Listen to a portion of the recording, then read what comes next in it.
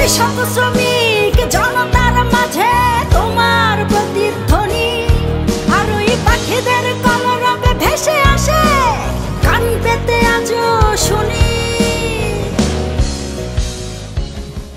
বিজয়ের 54 বছরে লাল সবুজের বাংলাদেশ, বিশেষ এই দিনে গানের আসর বসেছে রাজধানীর মানিক মিয়া এভিনিউতে।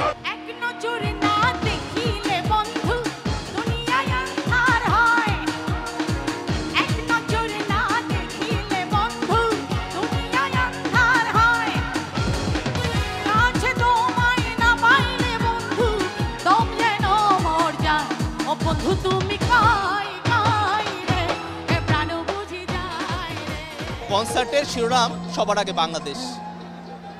এই আয়োজনকে বলা হচ্ছে স্মরণকালের সেরা একটি কনসার্ট হতে যাচ্ছে। এখানে এই আয়োজনটি শুরু হয় কিংবদন্তি শিল্পী খুরশিদ আলমের গান দিয়ে। দেশাত্মবোধক একটি গান তিনি করেছেন এবং এখানে কনক চাপা কিছুক্ষণ আগে পারফর্ম করেছেন, প্রীতম পারফর্ম করেছেন। আজকের আয়োজনের মূল আকর্ষণ হচ্ছে নগর বাউল জেমস, তার গান দিয়ে আসলে শেষ হবে এই কনসার্ট।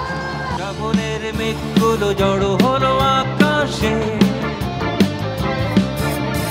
অঝরে নামবে বুঝ শ্রাবণী ধারায়। শ্রাবণের মেঘগুলো জড়ো হলো আকাশে, অঝরে নামবে বুঝ শ্রাবণী ধারায়। আয়োজনে শিল্পীরা যেমন গাইছেন তেমনি উপস্থিত দর্শকদের গাওয়াচ্ছেন। ওপেন এই কনসার্টের অন্যতম আকর্ষণ ছিলেন আসিফ আকবর, কারণ প্রায় 1.5 যুগ পর রাষ্ট্রীয় কোনো আয়োজনে গিয়েছেন তিনি। এছাড়াও জেমসের গান শোনার জন্য প্রহর গুনছেন শ্রোতারা। নতুন বাংলাদেশে নতুনভাবে বিজয় অর্জন করেছি, এই স্বৈরাচারী সরকার থেকে আমরা মুক্ত এখন। বর্তমানে খুবই মজা লাগছে, খুবই আনন্দ করছি। আমরা গুরু জেমসকে চাই। এমনিতে সব ধরনের ব্যান্ড আসছে, আমাদের খুব ভালো লাগতেছে, কষ্ট হলো দেখে মজা পাচ্ছি।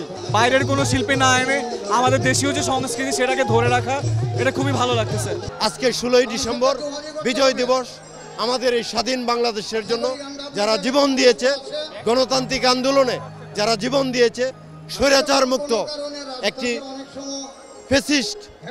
ফ্যাসিস্টকে মুক্ত করার জন্য যারা জীবন দিয়েছে, তাদের বিধি আত্মার প্রতি আমরা মাগফিরাত কামনা করছি। দিয়ে গেছে যারা প্রাণ স্মৃতিতে আমরা ভুলিনি তোমাদের জানাই সম্মান। 1971 সালের পাক বাহিনীর সাথে স্বাধীনতা যুদ্ধে বিজয় অর্জনের পর 24-এর ছাত্র জনতার গণঅভ্যুত্থানে জাতি পেয়েছে নতুন এক বাংলাদেশ।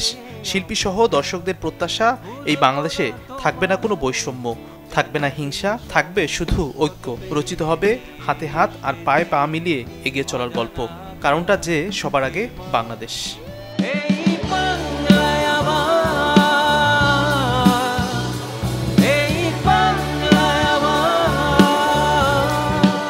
মাঝারুল ইসলাম তামিম, চ্যানেল 24, ঢাকা।